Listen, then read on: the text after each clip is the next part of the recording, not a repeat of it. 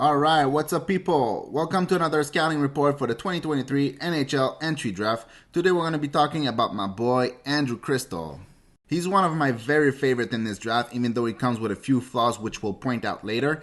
Overall, his potential is immense. He's one of the very best passers slash playmaker slash chance creator in this draft. He's an incredible player and I have a ton of clips for you guys to see. As usual, we'll be talking about his stats and how he compares to different players from this season and from previous seasons. I'll grade his tools, we'll go through a ton of clips so you guys can see what makes him an incredible player, and I'll try to find a comparable player in the NHL so you can have an idea of what I'm projecting him to become. Before we jump to the stats, if you guys enjoyed this video, please take a second to click the like button. If you want to see more like this, please consider subscribing to the channel. Not only does it help me grow the channel, it also helps the algorithm push the video to more people who might be interested. First thing first, my boy is a left shooting winger who's 5'10", that weighs in at 165 pounds, so not a big guy, but if he was, he'd be a top 3 in this draft, so there's that. If we take a look at the draft ranking, we can see that he's all over the place. It goes from 22nd to 18 from FC Hockey and TSN to 6 overall from places like Elite Prospect and McKean's. I've actually seen ranking as low as 28 for Cristall, which I would very strongly disagree with. He might not be the best skater or the most pedal to the metal type defensive player, but he's so creative and skilled that it's almost certain that he'll be a very productive player at the NHL level. Production-wise, he's first on the Kelowna Rockets with 62 points in 36 games with 26 goals, so that's very good. If we compare him with other players from this season, he places second in production with 1.72 points per game, right behind Mr. Connor Bedard with a crazy 2.39 points per game. Now, if we compare him to every single 17 to 18-year-old player who have played in the WHL since the 2000-2001 season, he places 4th overall over players like Seth Jarvis or Nugent Hopkins or Evander Kane. Now, he's also over a player like Draisaitl, but yeah, that's not going to happen. On to the grades now. Cristall has one of the very best toolkit in the draft. I think Cristall is the prime example of a player who will be drafted much later than he should be. Many teams will overthink this and will convince themselves to not draft him because of the skating to size ratio. He definitely needs to improve his skating, and I know that this is a lot easier to say than it is to be done, but some of it will come with physical maturity. Once he gets stronger legs, stronger lower body, he will be able to skate at the NHL level just fine. Even if for some reason he can't bring his skating up a notch, he's definitely smart enough and 100% skilled and creative enough to be a very productive player. I don't think he's ever going to be one of those small but highly competitive players like Zach Benson or Nick Robertson, but he'll be just fine and will compensate with his positioning. Alright, so let's go take a look at just how good he is. Let's roll the clips. Until now, we haven't talked about his shot at all. But guess what? Just like everything else, it's amazing. It's one of his very best tools actually. He's a dual threat at all time and he knows it. He's really good at keeping defenders and goalies guessing. He always keeps his body angled perfectly and his hips squared with the goalie. So it's impossible to know if he's either gonna shoot it or pass it. And unfortunately for the opposing team, he's just as good at both. I must have seen him take like 100 shots or something. And I'm always amazed at how quick and deceptive his release is. He needs no space and no time whatsoever to let it go. Obviously, he doesn't have the Bedard power in his shot or the curl drag shot or anything like that. Not many do actually, but he does have a good blend of velocity, accuracy, and a very quick release to score many goals in the NHL. As you can probably see by now, he loves shooting against the grain. I don't know if it's just the game that I've watched, but he always seems to shoot high far side, and he consistently places it there without issues whatsoever.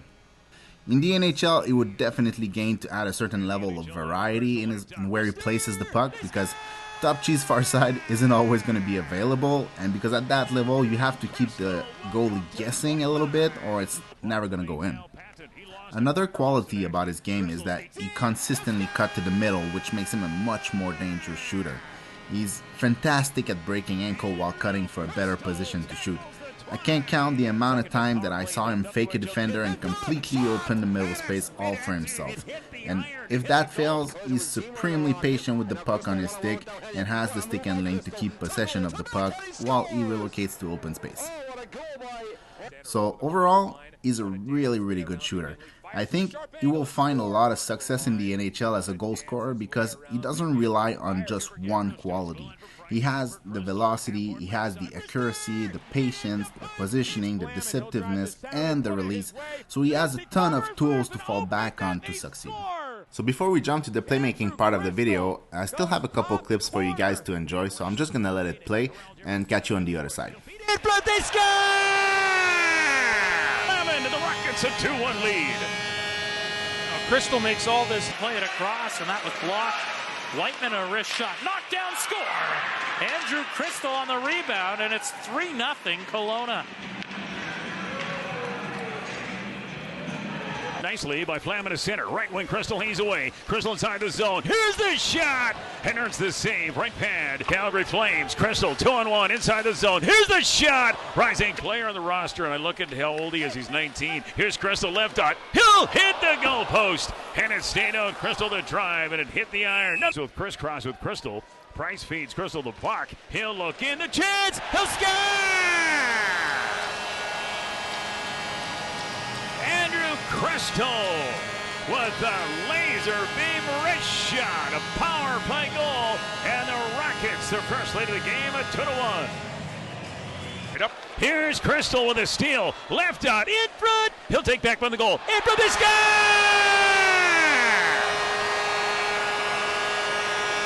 The little pinball off the goalie. Taking a shot there. He'll like to go to the right face-up circle for Cristall, and that was negated. No shot taken. Cristall will score! Quick drive from Andrew Cristall. His team-leading 16th goal of the campaign. It's a power play tally.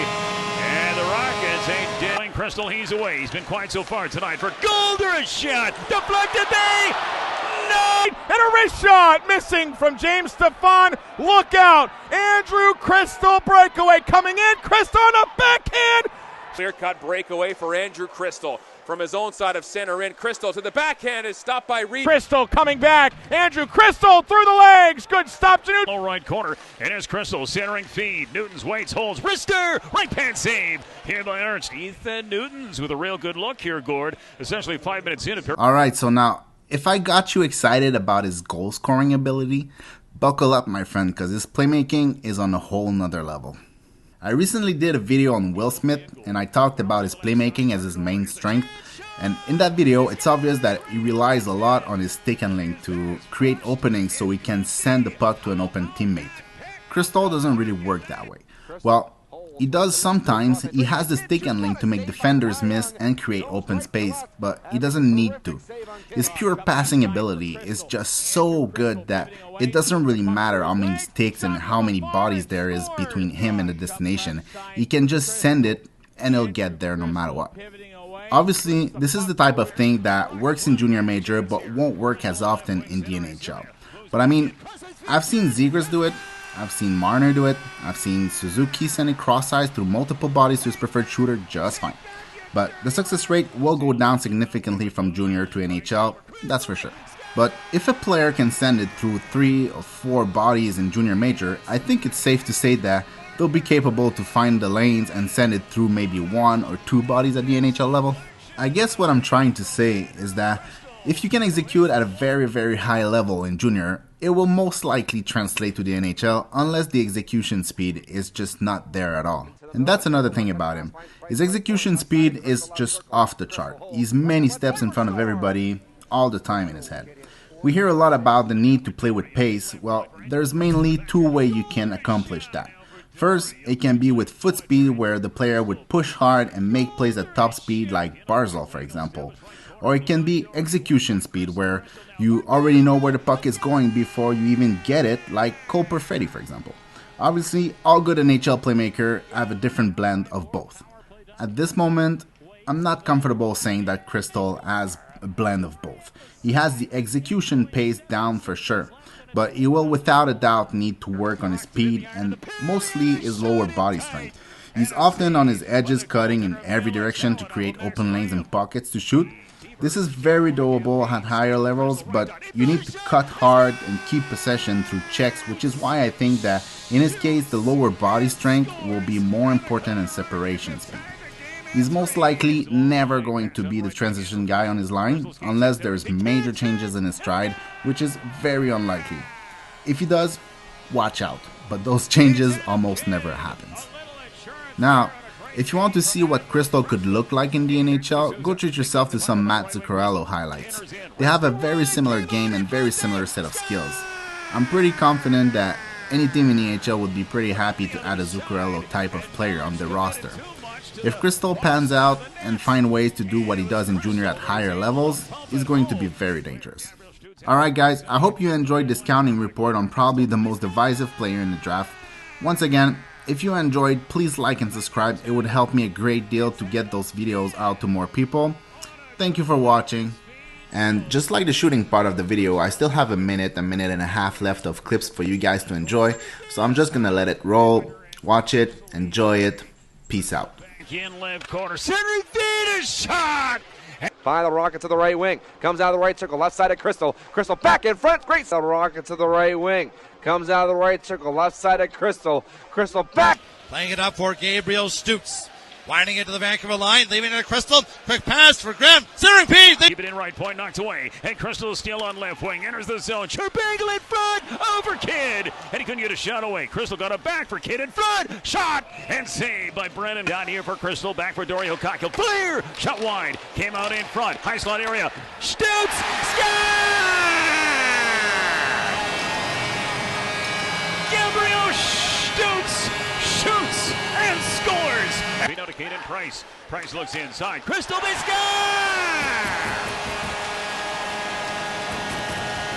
It's the Mac attack. It's Max Graham. One-on-one with McGinley. Cristall now stops and drops for a trailer. Caden Price down the slot. He scored. One-on-one with McGinley. Cristall now stops and drops for a trailer. Caden Price down the slot. He scores. Caden Price off the rush with a burst of speed. Puts it over the blocker of Reed Dick. 10-12 to go in the first period.